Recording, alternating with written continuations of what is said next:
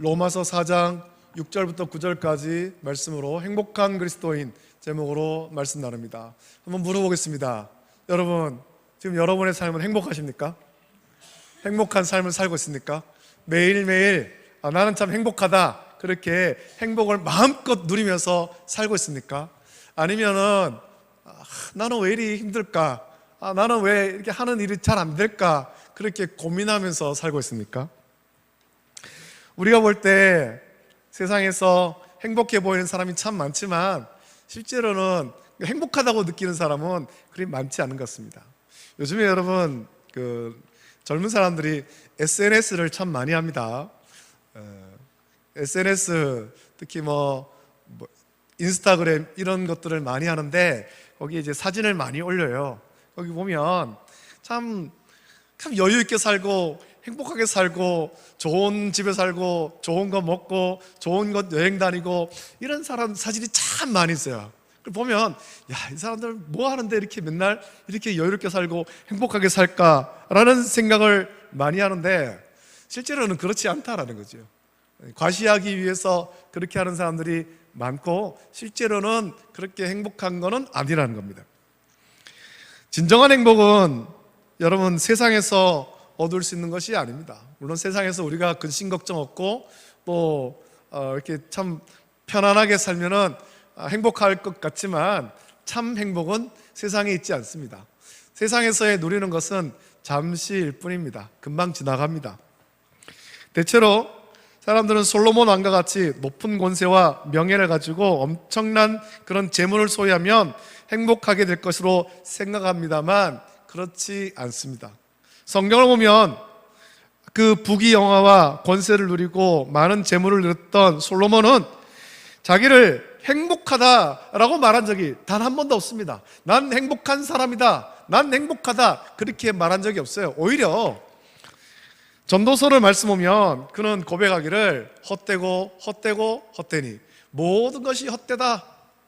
부귀영화를 누려보고 권세를 누려봤지만 모든 게 헛되다라고 말합니다. 그 헛되다라는 의미가 무엇입니까? 내가 그거 다 누려봐도 행복하지 않더라는 거죠. 행복하지 않더라. 솔로몬은 여러분 이 땅에서 사는 동안 육체의 쾌락을 위해서 인간이 할 수 있는 것은 다 해봤습니다. 다 해봤습니다. 그러나 그 모든 것이 다 헛되고 바람을 잡는 것이라고 해 아래에서 무익한 것이었다. 그는 허무한 결론을 내립니다. 일평생 바람을 잡는 듯 헛수고했다라는 거죠. 지금 세상에서 제일 재물이 많은 사람, 중동의 어떤 석유 부자들 그렇게 얘기하고 그 사람의 재물이 엄청나다 그렇게 얘기를 합니다만 그 재물로도 그는 행복할 수가 없습니다.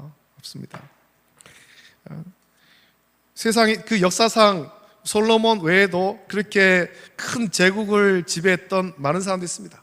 알렉산더 대왕 같은 경우에는 그가 세계를 정복하고 죽을 때에 그렇게 하지 않습니까? 자기의 자기를 넣은 관에 구멍을 뚫어서 손을 밖으로 내놓도록 그렇게 해달라. 그렇게 하면서 빈손을 내놓고, 그 의미가 그거잖아요. 넓은 제국을 정복했지만 빈손으로 돌아간다. 허무하다는 거죠. 알렉산더는 그 정복 전쟁을 하다가 결국에는 고향에 가지도 못하고 타지에서 죽음을 맞이했습니다. 허무한 인생을 살았죠. 허무한 인생을. 사람들이 행복하기를 원합니다만 행복하기가 쉽지 않습니다. 왜 행복하지 못할까요? 이유는 다른 데 있지 않습니다. 우리가 행복하지 못한 것, 성경적으로 보면 우리가 행복하지 못한 이유는 죄 때문입니다. 아담과 하와가 하나님 말씀에 불순종한 이후에 죄가 우리를 지배했고 우리 가운데 들어오면서 행복이 떠나갔잖아요. 창세기의 말씀 보면 아담과 하와가 그 선악을 알게 하는 하나님 말씀 따라서 선악을 알게 하는 나무 열매를 먹기 전에는 그 동산에서 행복한 삶을 살았습니다. 하지만 그 말씀에 불순종한 이후에 그들은 어떻게 했습니까? 동산 나무 사이에 숨었습니다. 두려워하기에 행복이 떠나가 버린 거예요. 마음에 근심과 걱정이 가득한 겁니다. 내 죄가 들키면 어떡할까? 내 벌거벗은 것이 드러나면 어떡할까? 두려워하면서 숨었습니다. 행복이 떠나갔죠.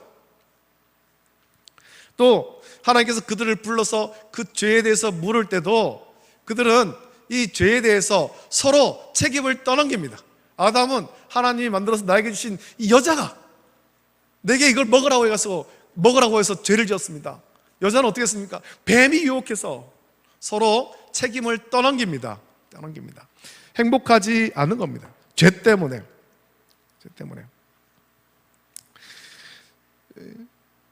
이렇게 하나님을 떠난 이후에 인간 속에는 하나님을 대신해서 악령이 들어와 왕노릇하게 되었고, 모든 사람은 악하고 음란하고 거짓된 인간이 되었습니다. 육체의 쾌락을 위해 살아가지요. 그 결과 세상은 점점 더 지옥과 같은 불행한 세상이 되어버린 거예요. 여러분, 지금도 저 우크라이나에 전쟁을 하고 있지 않습니까? 러시아가 침공을 해서 평안하게 살던 우크라이나를 러시아가 왜 침공했습니까? 욕심 때문입니다. 욕심 때문에 더 넓은 땅을 차지하려고, 더 강한 나라가 되려는 욕심에 전쟁을 일으키고 지옥을 만들어버린 거예요. 많은 사람을 죽게 하고. 팔레스타인도 똑같죠. 팔레스타인도 욕심이 다른 사람의 것을 빼앗고 그리고 차지하려고 하고 싸우는 겁니다. 그 욕심은 죄 때문이지 않습니까? 그래서 이 욕심이 가득하고 죄가 있는 이 세상에는 이 행복을 찾을 수가 없는 거예요. 많은 것을 누려봐도 그것은 세상에서 잠깐일 뿐 영원하지가 않습니다. 아무리 높은 권세를 가졌어도, 또 은근 보화를 많이 소유해봐도 인간은 행복할 수가 없는 거예요. 어떤 분이 그런 말을 하더라고요. 재물을 젊을 때 열심히 해서 재물을 많이 모으면 행복할 것 같지만 자기가 행복한 건 아니고 다른 사람이 행복하다, 그렇게 얘기했습니다. 왠지 아십니까? 열심히 일해서 돈을 모아놓고 자기는 못 쓰고 다른 사람이 쓰는 거예요. 다른 사람이 유산으로 넘겨주면 자녀들이 쓰는 거죠. 여러분, 죄는 우리 불행의 원인이고 근원입니다. 따라서 죄 가운데 사는 인간에게는 행복이 없습니다. 진정한 행복은 오직 예수 그리스도 안에서만 행복할 수가 있는 것입니다. 여러분, 예수님께서 십자가에 못 박혀 죽으시고 난 다음에 제자들의 모습을 한번 보십시오. 제자들은 예수님이 죽은 이후에 유대인들을 두려워했습니다. 베드로가 그 가야바의 뜰에서 그 어린 여종 하나가 너도 그 도당이다, 너도 갈릴리 사람이다 할 때 두려워하면서 예수님을 저주하고 모른다고 3번이나 부인했잖아요. 다른 제자들도 같아요. 그래서 유대인들을 두려워하고 모인 곳에 문을 닫아 있었습니다. 그들에게는 행복이 없는 겁니다. 예수님이 죽은 이후에 부활 소식이 들려졌지만 여전히 불안하고 두려워하며 평안이 없었습니다. 행복하지 않은 거예요. 근데 그곳에서 평안이 이루어지는 일이 있죠. 어떻게 해요? 부활하신 예수님께서 그들 가운데 찾아오셔서 너에게 평강이 있을지어다, 너에게 평강이 있을지어다. 예수님이 찾아오셔서 이 말씀하실 때 불안에 떨고 있던 제자들은 평안함을 얻었습니다. 행복을 찾는 것입니다. 그래서 참된 행복은 예수님 안에서 가능한 겁니다.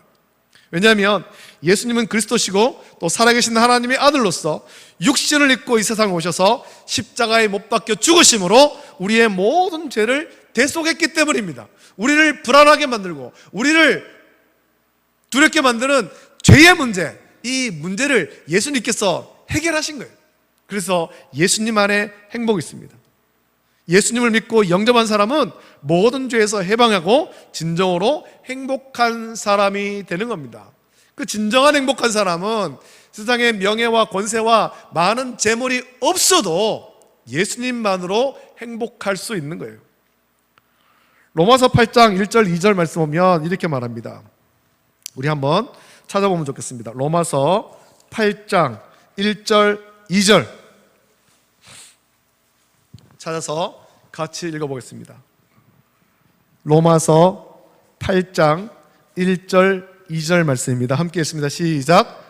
그러므로 이제 그리스도 예수 안에 있는 자에게는 결코 정죄함이 없나니 이는 그리스도 예수 안에 있는 생명의 성령의 법이 죄와 사망의 법에서 너를 해방하였음이라. 아멘. 이 그리스도인의 행복을 오늘 본문 6절부터 8절에서 말씀하고 있습니다. 거기 보면 일한 것이 없이 하나님께 의로 여기심을 받는 사람의 복에 대하여 다윗이 말한 바 불법이 사함을 받고 죄가 가리어짐을 받는 사람들은 복이 있고 주께서 그 죄를 인정하지 아니하실 사람은 복이 있도다 함과 같으니라 라고 말했습니다. 이스라엘 지도자 모세는 신명기 33장 29절에서 이스라엘 백성에 대해서 이렇게 말하죠. 이스라엘이여 너는 행복한 사람이로다. 여호와의 구원을 너같이 얻은 백성이 누구냐? 그는 너를 돕는 방패시요 내 영광의 칼이시도다. 내 대적이 내게 복종하리니 내가 그들의 높은 곳을 밟으리로다 라고 선포했습니다. 이스라엘이여 너같이 행복한 자가 누구냐? 라는 거죠. 너는 행복한 사람이다. 그 행복의 원인 하나님께서 너를 구원하셨기 때문에, 하나님께서 너를 지키시기 때문에 너는 행복한 사람이다라는 거예요. 여전히 광야길을 갑니다. 아직 가나안에 들어가지도 못했습니다. 40년을 광야를 빙글빙글 돌고 있지만 모세는 이스라엘 자손을 향해서 이스라엘이여 너는 행복한 자로다 라고 말한 겁니다. 여호와의 구원을 이스라엘 백성과 같이 얻은 사람이 없다라는 거죠. 하나님께서 택하신 백성이기 때문에, 전능하신 하나님께서 택하여 자녀 삼으셨기 때문에 너희들은 행복한 자다. 세상 그 누구보다도 행복한 자다라는 겁니다. 이스라엘 백성이 애굽에서 노예로 살 때 이들을 그 노예에서 해방시키지 않고 계속 붙잡고 있는 애굽에 대해 하나님은 10가지 재앙을 내리지 않습니까? 특히 마지막 10번째 재앙은 애굽에 있는 모든 장자가 죽는 정말 무서운 그런 재앙이었습니다. 그러나 이때도 모세는 지시받은 대로 양을 잡아서 그 피를 문설주에 바른 이스라엘 백성은 장자의 죽음을 면하게 되었습니다. 이날 죽음의 재앙이 그들을 넘어간 거죠. 이스라엘 백성이 죽음과 저주로부터 구원받은 것입니다. 이 장자의 죽음의 재앙으로 인해서 애굽 왕 바로는 더 이상 버티지 못하고 이스라엘 백성이 애굽을 떠나 가나안을 가도록 손을 들고 만 것입니다. 그때처럼 예수님이 이 세상에 오셔서 십자가에 못 박혀 죽으실 때 흘리신 그 대속의 피로 말미암아서 죽을 수밖에 없는 죄인이 모든 죄를 용서받고 영생을 얻은 겁니다. 저와 여러분들이 참 생명을 얻었어요. 따라서 진심으로 예수님 믿고 영접한 사람은 죄에서 해방되어서 의롭다 함을 받는 거예요. 저와 여러분들이 예수님을 믿기 전에, 예수님을 나의 구주로 온전히 영접하기 전에, 인격적으로 만나기 전에 죄가 우리를 억누르고 있었습니다. 우리는 죄의 종노릇하고 있었던 거예요. 그래서 아무리 많은 것을 누려봐도 행복하지가 않은데, 이런 우리에게 예수님께서 오셔서 죄와 사망의 권세를 깨뜨리고 우리에게 생명을 주신 것입니다. 죄의 종노릇하는 데서 불러내어서 예수 그리스도의 보혈로 씻으시고 우리를 하나님의 자녀로 삼으신 거예요. 예수님의 보혈로 우리를 깨끗이 씻고 예수님의 의를 덧입게 해서 저와 여러분 의롭다 불러오신 거예요. 여러분, 우리의 지금의 모습도 마찬가지입니다. 우리를 보십시오. 의로운 것이 하나도 없습니다. 하지만 우리는 의롭지 않지만 예수님의 의로 덧입어서 하나님이 우리를 의롭다고 불러주시는 거예요. 그것이 칭의입니다. 칭의.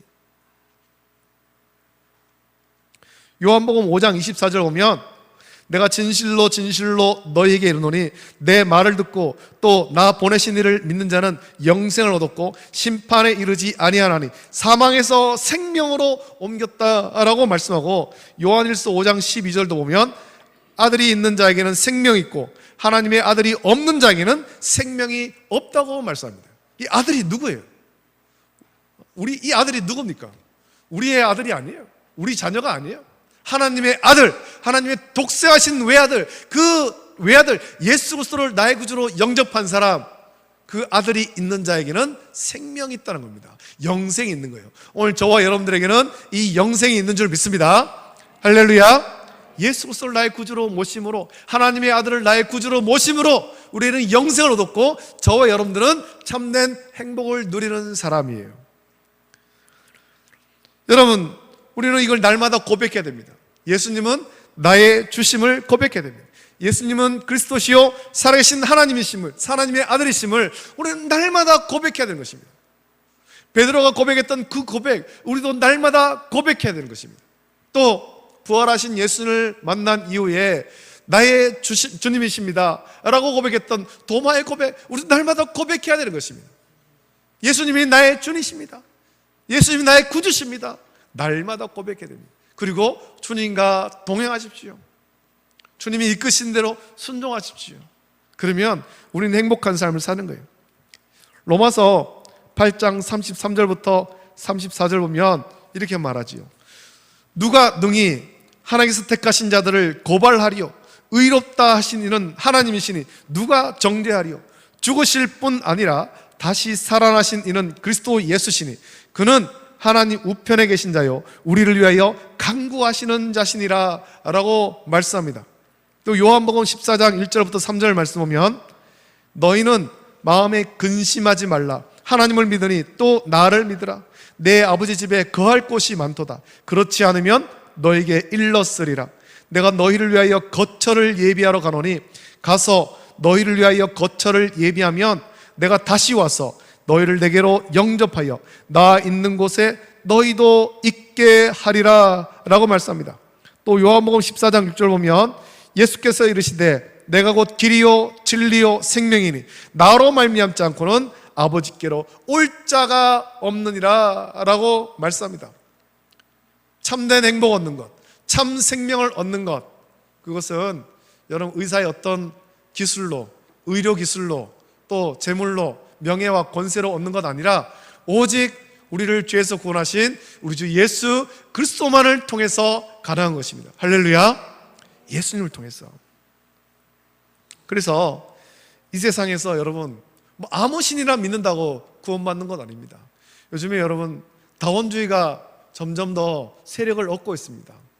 다원주의가 뭐냐면 또 이 천주교에도 구원이 있고 절에 가도 구원이 있고 미신 선교도 구원이 있다는 겁니다. 무슨 신을 섬겨도 구원이 있다. 다원주의가 점점 더 세력을 얻습니다. 이슬람 믿어도 구원받고. 그러나 여러분 구원은 그런 데 있지 않습니다. 구원은 오직 우리 주 예수 그리스도를 통해서만이 받는 것입니다. 할렐루야. 이것이 복음의 진리입니다. 여러분 이걸 놓치면 안 됩니다. 우리는 이것만 붙잡으면 되는 것입니다. 우리가 주 앞에 서는 그날까지 이것만 붙잡아야 되는 거예요. 이것만. 길이요 진리요 생명 되신 예수님을 믿어야 구원받는 거예요. 진심으로 예수님 믿고 영접한 사람은 구원의 확신이 있고 구원의 기쁨이 있어서 행복한 겁니다. 이야기를 하나 들려드릴게요. 영국에 에드워드 모트라는 사람이 있습니다. 이 사람이 37살까지 캐비넷을 만드는 사람이었습니다. 캐비넷을. 이 사람은 공장에서 일하면서 열등의식과 불평과 원망으로 가득했습니다. 내가 왜 이런 거나 만들고 있어야 될까? 사람들이 옆에서 캐비넷 좀 잘 만들어라 그러면은 그래 내가 좀 더 잘 만들어야지 이렇게 하는 것이 아니라 저 사람이 뭔데 나한테 그렇게 말하냐, 불평하는 거예요. 원망하는 거예요. 그래서 그의 삶은 행복하지 않고 소망이 없었습니다. 이 캐비넷 만들어가지고 내가 또 뭐 좀 더 사회에 유익한 일을 하고 좀 행복한 삶을 살아야지, 그런 소망이 없던 거예요. 그러다 어느 겨울날 그가 런던 거리를 배회하다가 한 교회를 발견하고는 자기도 모르게 예배당 안으로 들어갔습니다. 그때 그 교회 안에 존 화이트 목사님이 요한복음 3장의 말씀으로 거듭남의 도리에 관해서 말씀을 하고 있었습니다. 그 말씀을 들을 때 성령께서 이 에드워드 모트의 마음 가운데 큰 감동을 주신 거예요. 하나님의 말씀은 살아있고 운동력이 있습니다. 그래서 그 말씀이 우리의 가슴을 찌르는 거죠. 에드워드 모트도 마찬가지입니다. 그가 아무 생각 없이 길을 가다가 자기도 모르게 자기 의지와 상관없이 그렇게 그 예배당 안으로 들어갔을 때 마침 그 목사님이 거듭남의 돌이 돼서 말씀을 전하고 있었죠. 나중에 다 굴복하는 겁니다만 성령께서 에드워드 모트를 그렇게 이끌어 가셨고 그 말씀을 들을 때 그 말씀이 그에게 큰 찔림이 되는 거예요. 여러분 우리도 그럴 때가 있습니다. 간혹 여러분들이 그렇게 하시는지 모르겠는데 일할 때 혹은 차를 타고 다닐 때 이제 극동방송이라든지 이런 그런 것을 좀 들으십시오. 그러면 거기에 또 좋은 목사님들이 말씀을 많이 전합니다. 또는 집에서 이제 TV를 볼 때도 기독교 방송을 한번 보십시오. 그렇게 보실 때 갑자기 나에게 찔림이 되는 말씀이 있을 때가 있어요. 찔림이 되는 말씀이. 사실은 그 사실을 살펴보면 목사님이 그 말씀을 전한 목사님들이 그런 의도로 말씀을 전하는 것은 아니었을 수도 있는데 그 말씀을 들을 때 나에게 큰 찔림이 있을 때가 있다라는 겁니다. 찔림이. 그때는 여러분 분별해야 됩니다. 성령께서 나에게 찔림을 주시는 거예요. 깨달음을 주시는 거죠. 깨달음을 주시는 거. 에드워드 모트도 그랬습니다. 자기가 처음부터 말씀을 들은 것도 아니고 중간에 들어갔는데 이 거듭남의 도리를 들을 때 그 말씀을 듣는 순간 그의 마음속에는 나도 거듭나야 되겠다, 나도 새 사람이 되어야 되겠다, 강렬한 소망을 가지게 된 거예요. 그리고 성령께서 그의 마음 문을 터치하셔서 그가 그 순간 예수님을 영접하게 되었습니다. 그 후로 그는 고백하기를, 공장에서 캐비넷을 만듭니다. 망치로 쇠를 두들기면서 그 캐비넷을 만드는데 이렇게 고백하죠. 내 망치 소리는 이제 노래하기 시작했다. 내 망치는 이제 춤을 춘다. 그리고 내 눈동자에는 생기가 돌고 마음속에는 생수가 솟는다. 예수님께서 내 마음에 오셨기 때문이다. 나는 진정으로 거듭났다라고 그는 고백했습니다. 여러분, 그가 캐비넷 만들던 것 이전이나 또 그 말씀을 들은 이후나 달라지지 않았습니다. 공장은 달라지지 않았습니다. 공장은 여전하고 일하는 사람 똑같고 자기가 하는 일은 똑같습니다. 그런데 예수님을 영접한 이후에 이 의미가 달라진 거예요. 이전에는 내가 왜 이런 것이나 두들기고 있어야 되는가, 사람들이 멸시받으면서 그렇게 했는데 예수님 만난 다음에는 그 모든 것을 통해서 기쁘고 감사함으로 일할 수 있는 것입니다. 그는 전에 하던 일을 계속했지만 행복한 기술공으로 완전히 변했고 삶도 점점 더 기쁘고 풍요로워진 거예요. 드디어 자기가 일하던 그 공장이 자기의 소유가 되었죠. 마침내 그가 성공적인 사업가가 되었고 예수님의 첫사랑을 기억하면서 감사의 찬송시를 지었습니다. 그 노래가 오늘 우리가 부른 이 몸의 소망 무언가 우리 주 예수뿐일세라는 거예요. 예수님을 믿음으로 구원받은 사람은 이 세상에서 눈을 감는 날 천국에서 눈을 뜨게 되는 줄로 믿습니다. 할렐루야. 이 땅에서 눈 감는 순간 천국에서 눈을 뜨는 거예요. 그래서 예수님 믿는 사람은 죽음을 두려워하지 않는 거예요. 죽음을. 예수님 믿지 않는 사람은 죽음을 어떡하나 걱정합니다만 걱정한다고 해결되는 건 하나도 없거든요. 그리고 우리에게는 걱정이 없잖아요. 예수님을 믿음으로 내가 이 땅에서 눈을 감는 순간 천국에서 눈을 뜨는 겁니다. 눈을 뜨는 것.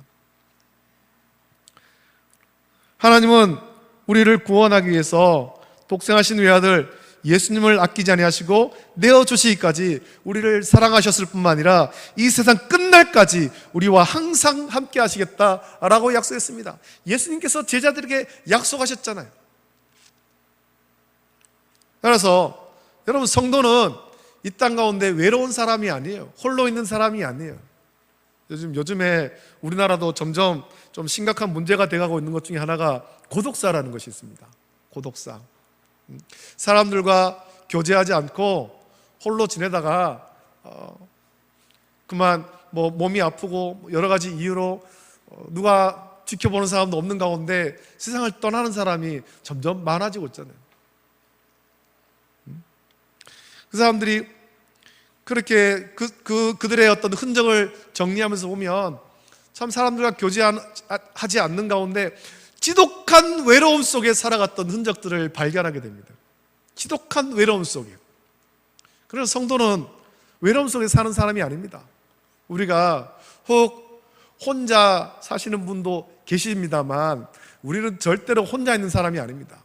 하나님께서, 성령께서 우리와 항상 함께 하십니다. 할렐루야. 할렐루야. 우리가 잠잘 때도, 우리가 일할 때도 하나님은 우리와 함께 하시는 거예요. 그래서 우리는 외로운 사람이 아니에요. 여러분, 우리가 힘들고 어려운 일이 있거든 우리와 함께 하시는 그 주님께 기도하면 되는 겁니다. 주님, 나에게 이런 힘든 일이 있습니다. 내 마음이 이렇게 힘듭니다. 기도하면 우리와 함께 계시는 하나님께서, 주님께서 우리 기도를 다 들으시고 우리를 위로하시는 거예요.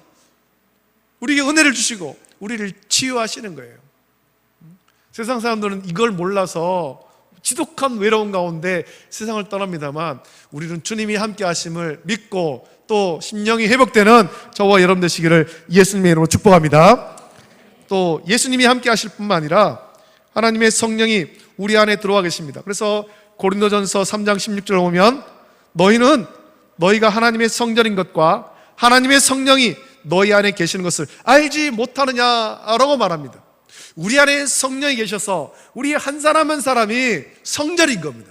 저와 여러분들이 성전이에요. 저와 여러분 성전. 우리가 우리 안에 성령을 모시고 있을 때 원수 마귀는 우리를 괴롭힐 수가 없습니다. 성령을 모셔야 되는 것입니다. 성령을.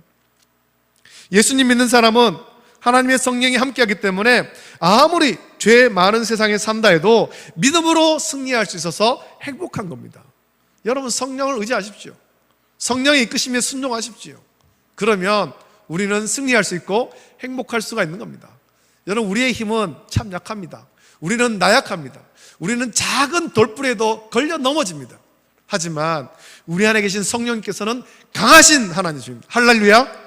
강하신 하나님, 우리를 이렇게 세워주시고 우리의 상처를 싸매시고 우리를 승리하게 하시는 성령님이에요. 이 주님을, 우리 안에 성령이 계심을 믿어야 되는 겁니다. 여러분, 예수님을 믿음으로 구원받아 하나님 백성이 되었으니 하나님 신 법인 하나님 말씀대로 살아야 됩니다. 그 말씀대로 살지 않으면 우리는 행복할 수가 없는 겁니다. 다시 말하면 예수 믿는 자답게 살아야 된다는 거죠. 우리가 주일날 예배하고 하나님 말씀을 받으면 그 말씀을 묵상하면서 한 주간을 또 살아야 됩니다. 스스로 성경을 읽으면서 말씀 묵상하고 그 말씀대로 살려고 애를 써야 되는 겁니다. 애를 써야 돼요. 나중에 우리 교회도 그걸 한번 했으면 좋겠습니다. 성경 암송 대회 이런 거 한번 했으면 좋겠습니다. 예전에는 여러분 성경 암송 이런 거 참 많이 했잖아요. 성경 암송, 잠언 암송, 전도서 암송 이런 것도 하고, 시편 암송, 주일학교 아이들한테도 시편 암송 이런 거 시키고 많이 했어요. 고린도전서 13장 암송 시키고. 요즘에는 성경 한 구절 암송하기도 쉽지가 않은 시대가 된 것 같습니다. 암송을 안 해요. 암송을. 성경을 암송하면, 외우면 우리가 힘들 때 그 말씀이 우리 속에 살아 역사하고 그 말씀이 우리에게 힘을 줄 줄로 믿습니다. 할렐루야. 할렐루야. 말씀을 묵상해야 되는 거예요. 말씀을. 야고보서 2장 17절에 이렇게 말합니다. 이와 같이 행함이 없는 믿음은 그 자체가 죽은 것이라 라고 말합니다. 성도는 마땅히 믿음으로 살아야 하지만 마치 믿음 없는 세상 사람들처럼 살아가서 심령의 기쁨이 없고 진정으로 행복하지 못한 거예요. 우리 안에 말씀이 없어서 그 말씀을 기억해야 되는데, 말씀 없이 세상 사람들과 똑같이 사니까 세상 사람들처럼 힘들고 어렵고 괴로운 거죠. 다윗은 믿음이 아주 좋은 사람이었죠. 그러나 그도 인간이라 죄를 범할 때가 있었습니다. 그가 죄를 지었을 때 구원의 즐거움을 잃어버렸습니다. 시편을 보면 그의 마음을 읽을 수 있죠. 그래서 시편 51편 12절을 보면 주의 구원의 즐거움을 내게 회복시켜 주시고 자원하는 심령을 주사 나를 붙드소서라고 고백합니다. 이것처럼 그리스도인이 기쁨이 없고 행복하지 못한 것은 우리가 온전하게 신앙생활하지 않고 육체의 정욕대로 살았기 때문에, 하나님 말씀을 기억하지 못하고 육체의 정욕대로 살았기 때문입니다. 여러분, 행복은, 저와 여러분의 행복은 재물에 많고 적음에 있지 않습니다. 오히려 재물이 많으면 많을수록 그거 지키려고 더 많은 고민을 할 거예요. 제가 같이 교제하는 사람들 중에 이제 역시 교회는 다닙니다만, 예수님을 믿습니다만, 같이 교제하는 평신도 중에 이런 사람이 있습니다. 만나면은 늘 핸드폰을 계속 보고 있어요. 뭘 보냐? 확인해 보면 맨날 주식 차트 보고 있더라고요. 주식 차트. 그러면서 주식 오르면은 그거 얼마 올랐다고 막 좋아하다가 또 다른 거 자기가 샀는 다른 종목 이거 폭락했다 그러면 그때부터 인상 막 쓰고 우리 헤어질 때까지 우울한 얼굴로 살고 있는 거예요. 세상이 그렇잖아요. 재물이 많으면 많을수록 그것 때문에 행복한 게 아니라 그거 지키려고 애를 쓰다가 점점 더 고민하는 거예요. 세상의 모든 부귀와 영화를 누려본 솔로몬이 그것을 고백하잖아요. 헛되고 헛되며 헛되고 헛되니 모든 것이 헛되도다. 여러분, 세상의 것 있으면 좋습니다만 물론 우리 성도들도 풍요롭고 많은 것을 누리고 그렇게 살기를 제가 또 기도하고 그렇게 축복합니다만, 그러나 여러분 거기에 너무 몰두하지 마십시오. 거기에 너무 몰두하지 마십시오. 그것보다 더 큰 행복이 있습니다. 행복은 우리를 사랑하는 예수님과 함께 할 때 거기에 참 행복이 있는 겁니다. 다윗의 시편 중에 가장 행복하게 보이는 시편이 있습니다. 여러분, 우리 그 시편을 찾아서 같이 한번 읽어보길 원합니다. 시편 23편입니다. 이거 암송도 할 수 있는 분들 많겠죠. 시편 23편. 저는 다윗이 지은 시 중에 이것처럼 그가 행복을 표현한 시가 없는 것 같아요. 시편 23편 말씀을 우리 함께 한 목소리를 읽겠습니다. 시작. 여호와는 나의 목자시니 내게 부족함이 없으리로다. 그가 나를 푸른 풀밭에 누이시며 쉴 만한 물가로 인도하신도다. 내 영혼을 소생시키시고 자기 이름을 위하여 의의 길로 인도하시는도다. 내가 사망의 음침한 골짜기로 다닐지라도 해를 두려워하지 않을 것은 주께서 나와 함께 하심이라. 주의 지팡이와 막대기가 나를 안위하시나이다. 주께서 내 원수의 목전에서 내게 상을 차려주시고 기름을 내 머리에 부으셨으니 내 잔이 넘치나이다. 내 평생의 선하심과 인자하심이 반드시 나를 따르리니 내가 여호와의 집에 영원히 살리로다. 아멘. 주께서 나와 함께 하심이라. 여러분, 이것이 다윗이 행복한 삶을 사는 방법입니다. 자기의 행복을 그렇게 고백했잖아요. 그리고 오늘 저와 여러분이 행복하게 살아가야 될 방법도 이겁니다. 주께서 나와 함께 하심이라. 주님과 함께하며 예수님의 사랑을 항상 나누며 살아가길 바랍니다. 이 말씀대로 살면 기쁨이 회복되고 행복한 그리스도인이 될 줄로 믿습니다. 저와 여러분들이 이 말씀대로 행복한 그리스도인 다 되시기를 예수님의 이름으로 축복합니다. 이제 우리 함께 찬양 드릴 텐데 우리 손경민 목사님이 지은 행복이라는 찬양 우리 같이 부르기 원합니다. 화려하지 않아도 또 정결하게 사는 삶, 가진 것이 적어도 감사하게 사는 삶, 내게 주신 작은 힘 나눠주며 사는 삶, 이것이 나의 삶의 행복이라고 우리 함께 고백하겠습니다.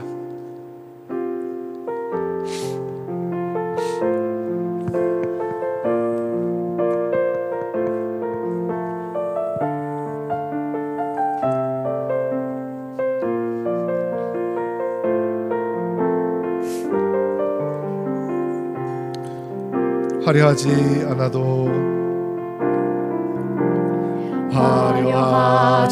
않아도 정결하게 사는 삶, 가진 것이 적어도 감사하며 사는 삶, 내게 주신 작은 힘 나눠주며 사는 삶, 이것이 나의 삶의 행복이라오. 눈물 날 일 많지만 기도할 수 있는 것, 억울한 일 많으나 주를 위해 삼는 것, 비록 짧은 작은 삶 주 뜻대로 사는 것, 이것이 나의 삶의 행복이라. 이것이 행복, 이것이 행복이라오.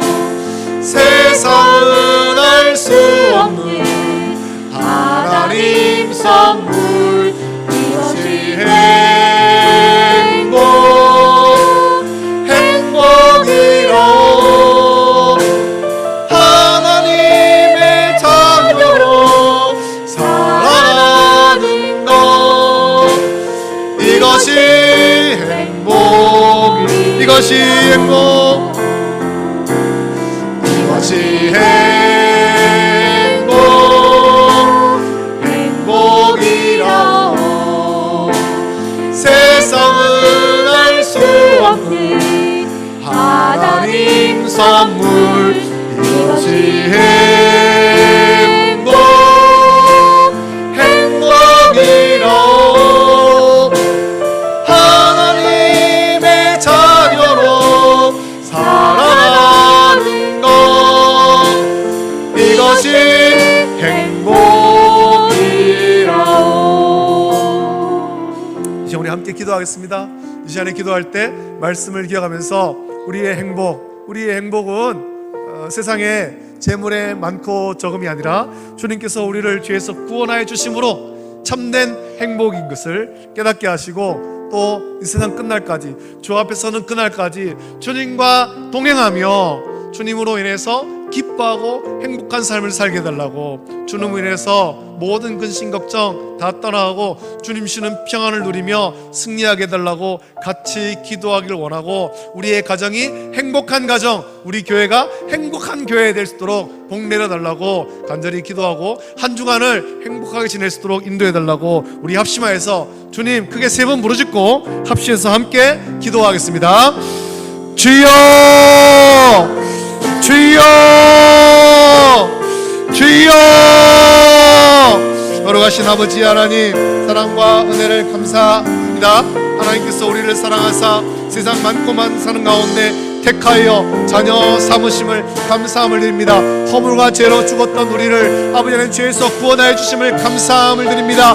아버지 하나님 놀라운 사랑과 은혜를 받고 우리가 참 행복한 사람이 되었지만, 아버지 하나님 그 은혜에 감격하고 감사하며 복된 삶을 살기보다 여전히 세상과 똑같이 세상의 재물 그것을 구하며 아버지 하나님 재물에 많고 적음 명예와 권세를 찾아서 그것으로 행복을 누리려고 하는 모습이 있음을 고백합니다. 주여, 아버지 하나님 우리에게 많은 재물도 없고 많은 아버지 하나님 권세도 없고 아버지 하나님 그렇지만 주님을 인해서 기뻐하고 주님을 인해서 행복한 삶을 살기를 원합니다. 아버지 하나님 다윗의 고백과 같이 살기 원합니다. 여호와는 나의 목자시니 내게 부족함이 없으리로다. 내가 주님과 영원히 함께하리. 아버지 하나님 그 행복한 삶을 살도록 은혜를 풀어 주시옵소서. 많은 재물 없고 또 아버지 하나님 가진 것도 없지만 주님의 은혜를 누리며 그것을 나눠주며 행복한 삶을 살 수 있도록 은혜를 베풀어 주시옵소서. 아버지 하나님 내 삶이, 내 인생이 행복하게 하시고 우리의 가정이 행복하게 하시고 우리 교회가 행복하게 하시고, 그래서 아버지 하나님 이 복, 세상에서 누릴 수 없는 이 행복 아버지 하나님 저 믿지 않는 자들에게 널리 전하고 나눠줄 수 있는 우리 모든 성도들도 주여 은혜로 채워 주시옵소서. 한 주간을 주께서 은혜 베풀어주시고 주님과 동행할 때 참으로 복된 인생, 복된 삶 살 수 있도록 인도하여 주시기를 간절히 소원하옵나이다. 아버지 함께하여 오시고 복 내려 주시옵소서. 감사합니다. 좋으신 아버지 하나님, 사랑과 은혜를 감사드립니다. 여호와는 나의 목자시니 내게 부족함이 없으리로다. 그가 나를 푸른 초장에 누이시며 쉴만한 물가로 인도하신도다. 내 영혼을 소생시키시고 자기 이름을 위하여 의의 길로 인도하신도다. 아버지 하나님, 다윗의 시편을 또한 함께 나눕니다. 아버지 하나님, 가진 것도 많이 없지만 그런 아버지 하나님 주님이 함께 하심으로 말미암아 행복한 것을 다윗은 이렇게 노래했습니다. 사울에게 쫓김당하고 망명 다녀야 되고 늘 죽음의 위험이 따르고 있지만 그것을 인해서 불평하고 원망하고 그렇게 하는 것이 아니라, 여호와는 나의 목자시니 주님이 나와 함께 하시고 주님이 나를 지켜주시니 내게 부족함이 없다 고백하는 이 다윗의 고백이 저와 우리의 고백이 될 수 있도록 주여 복 내려 주시옵소서. 우리가 세상에서 가진 건 많이 없고 또 여러 가지로 힘들고 어려운 삶도 있지만 주님이 함께함을 날마다 누리며 주님과 동행하고 또 주님께 기도하여 주님의 위로를 받으며 행복한 삶을 살 수 있도록 은혜를 풀어주시길 원합니다. 우리를 억누르고 있는 모든 아버지 하나님 두려움, 근심, 걱정 다 떠나게 하시고 주님 주시는 평강, 은혜와 복이 우리의 삶이 넘쳐나게 해 주시옵소서. 그래서 우리의 삶이 행복한 삶이 되게 하시고 우리의 가정이 행복한 가정 되게 하시고 우리 교회가 행복한 교회가 되게 하셔서 우리가 누리는 이 행복 세상에 전하고 저 세상의 많은 사람들 그들에게 세상이 줄 수 없는, 세상이 얻을 수 없는 그 평강 예수님을 통해서 얻을 수 있도록 전하게 하여 주시옵소서. 이제 예배를 마치고 돌아갑니다. 한 주간을 세상 가운데 살 때 주님께서 우리와 함께 하시고 은혜를 주셔서 아버지 하나님 행복한 한 주간 될 수 있도록 복 내려 주시옵소서. 모든 것 감사하며 거룩하신 예수님의 이름으로 기도드립니다. 아멘. 우리 주님께서 가르친 기도로 예배를 마칩니다. 하늘에 계신 우리 아버지여, 이름이 거룩히 여김을 받으시오며 나라가 임하시오며 뜻이 하늘에서 이루어진 것 같이 땅에서도 이루어지이다. 오늘 우리에게 일용할 양식을 주시옵고 우리가 우리에게 죄 지은 자를 사하여 준 것 같이 우리 죄를 사하여 주시옵고 우리를 시험에 들게 하지 마시옵고 다만 악에서 구하시옵소서. 나라와 권세와 영광이 아버지께 영원히 있사옵나이다. 아멘.